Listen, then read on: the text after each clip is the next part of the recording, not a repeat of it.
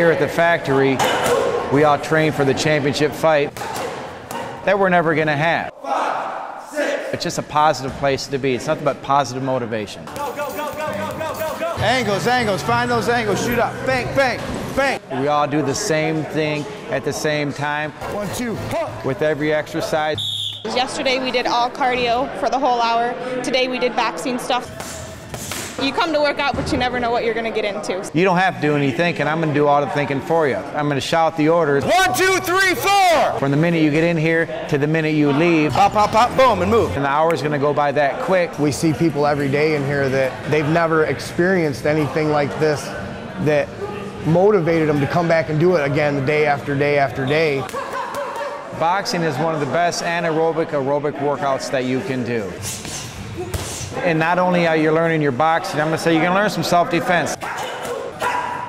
The sport is actually more friendly than people think. 1, 2, step, step, power. People have fun with it. 2 jabs. They enjoy doing it. Step, step, turn your hip. And once you get, your first time, you kind of get addicted. You strive for it every day. I wish it was more than just 4 days a week. 1, 2, 3, 4, 5, 6, 7, 8, 9, 10. I wish it was every day. Up, 10. We're not looking to make $1 million here.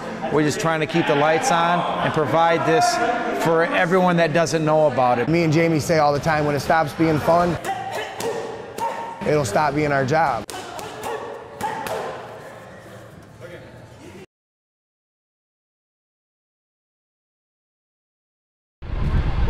It's a scene straight out of a movie.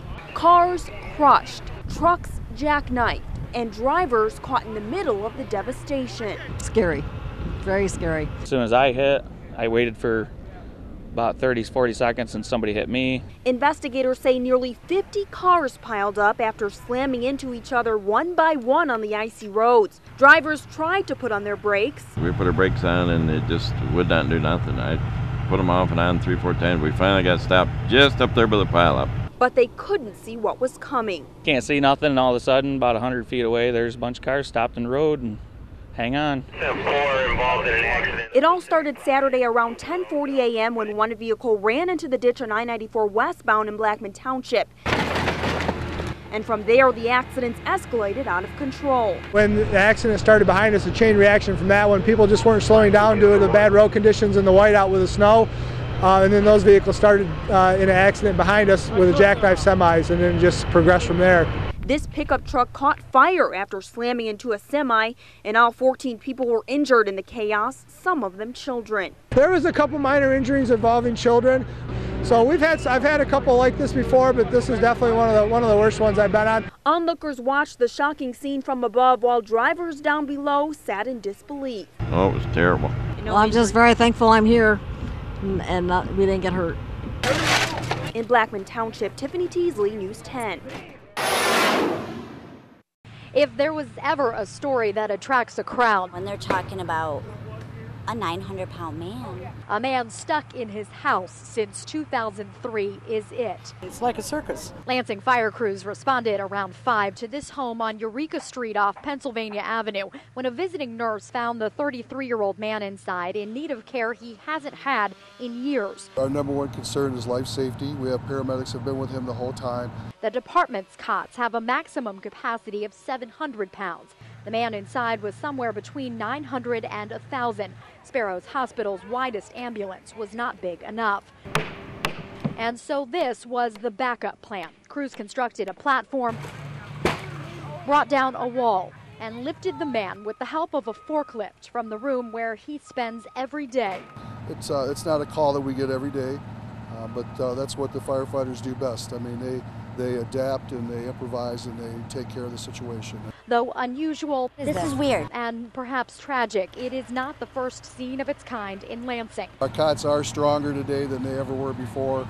We do have patients seem to be a little heavier. The growing problem of obesity weighs on rescue crews more and more. This man was transported to Sparrow Hospital just down the street in a flatbed. There, crews say he can get the medical attention he needs. In Lansing, Beth Shane, News 10. Lansing police say a serial killer who has been terrorizing the city since July is behind bars Thursday. They say he murdered 5 Lansing women in 5 weeks and brutally assaulted another. 3 of those attacks were this week. Chief Mark Alley says this is a relieving day, to say the least, for the city of Lansing. Today, I'm pleased to announce that we have arrested a serial killer in connection with the recent homicides that have occurred against women in the city of Lansing.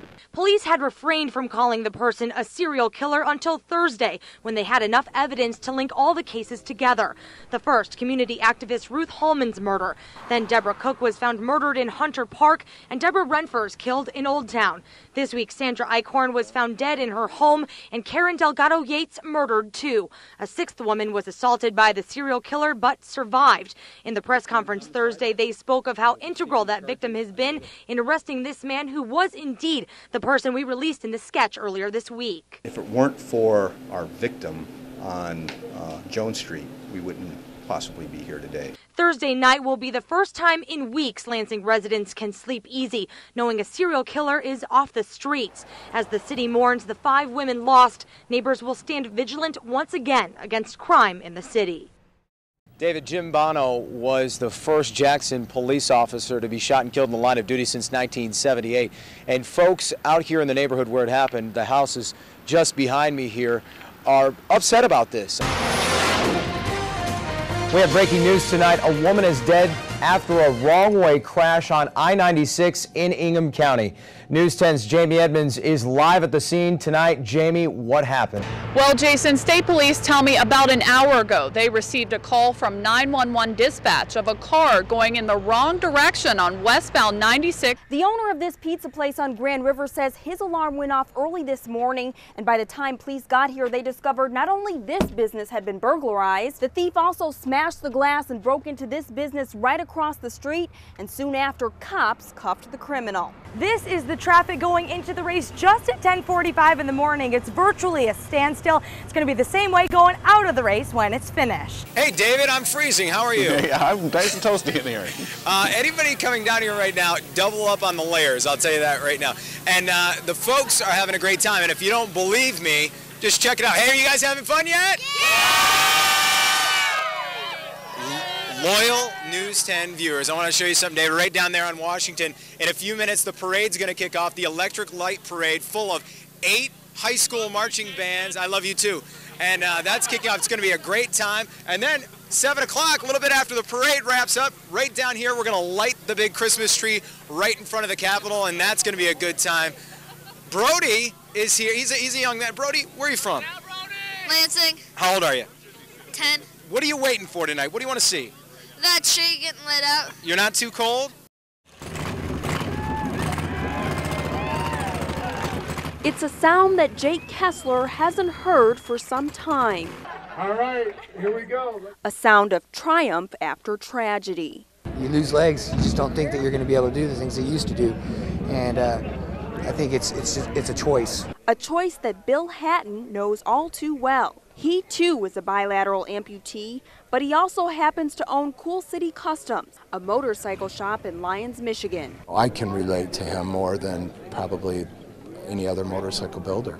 Hatton heard about Kessler's journey of risk after being struck by an IED while serving in Iraq in 2006. Now he's giving his fellow biker the ultimate reward. He wanted to help me out and wanted to get me back up on a motorcycle. And him being a bilateral below-the-knee amputee himself, he had a personal interest in it. I wanted to build a bike that Jake wanted. The challenge was to build a bike that he could ride. A customized motorcycle that Kessler can operate with his own hands. It's amazing. This is what I've been wanting to get. In the company of hundreds of bikers, the strangers turned friends lead a journey of generosity. It's just a freeing feeling, to be able to go out there and get the wind in your face and go. Out on the open road, it's a dream ride that's become a reality. In Portland, Tiffany Teasley, News 10.